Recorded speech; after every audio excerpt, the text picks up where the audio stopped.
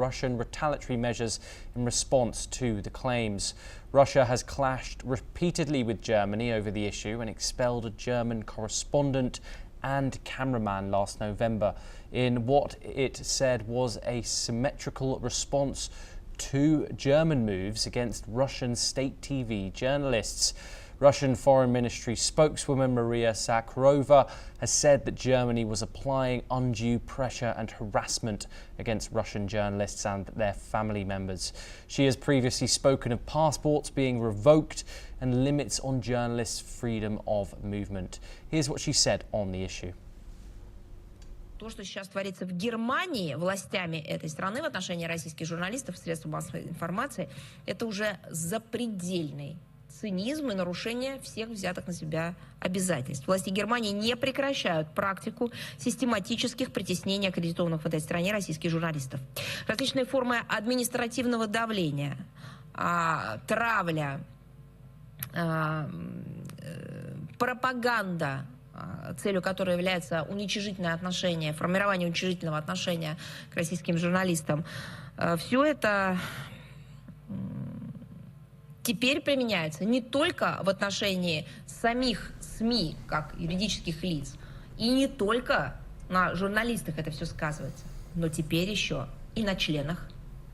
This comes as a Ukrainian drone attack on Russia's Kursk region injured a war correspondent from the Chinese news outlet Phoenix TV, according to Russian authorities. The acting governor of the Kursk region, Alexander Kaishtin, has said that the journalist had skin cuts to his head after treatment, refused hospitalization. Russia's foreign ministry called on the United Nations High Commissioner for Human Rights and other international organizations to promptly respond and give a proper assessment of the incident.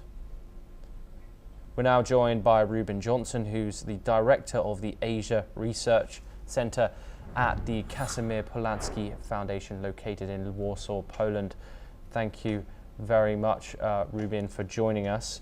I want to start off with this German journalist where the accusations are flying. Russian obviously consistently accuses others of media bias, especially in regard to its war in Ukraine, yet imposes sweeping restrictions on independent press in Moscow and beyond.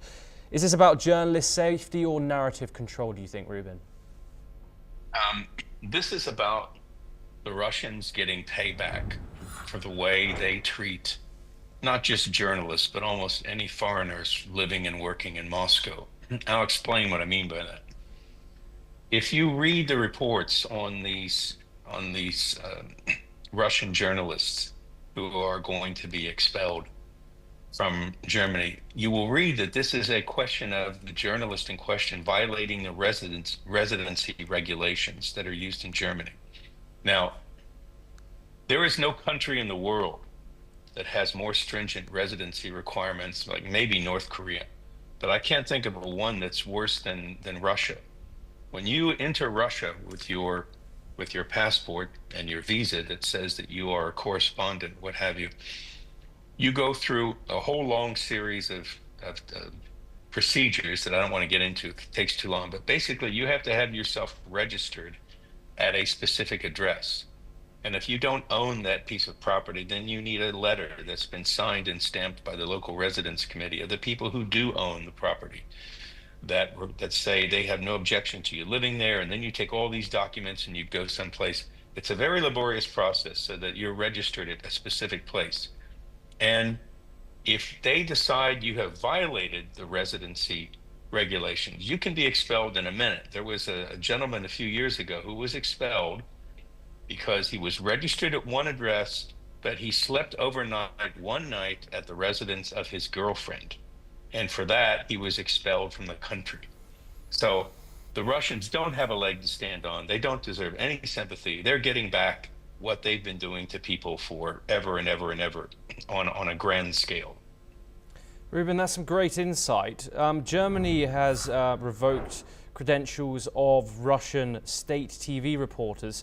Do you think countries should differentiate between journalists and state propaganda arms? And What do you think the problems that arise are in regards to both sides of this question?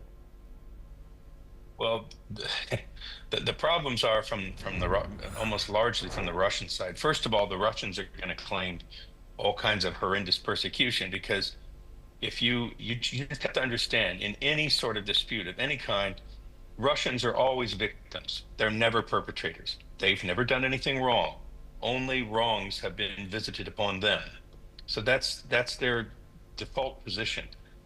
But secondly, they're famous for putting people into positions as correspondents and they may not actually be functioning journalists. They may be performing functions for some other part of the Russian state apparatus, such as the intelligence service. I don't really know in this particular case whether the person in question was a legitimate journalist or not. But it's always, they have more resources, they have the ability to put more people into foreign countries, and they're always going to have more. That's another point. They're always going to have more journalists in foreign countries than that foreign country has in Russia.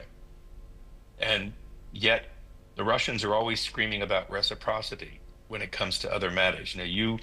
We have to have the same number of the same number of diplomats in our countries, etc. But whenever they can find a way to violate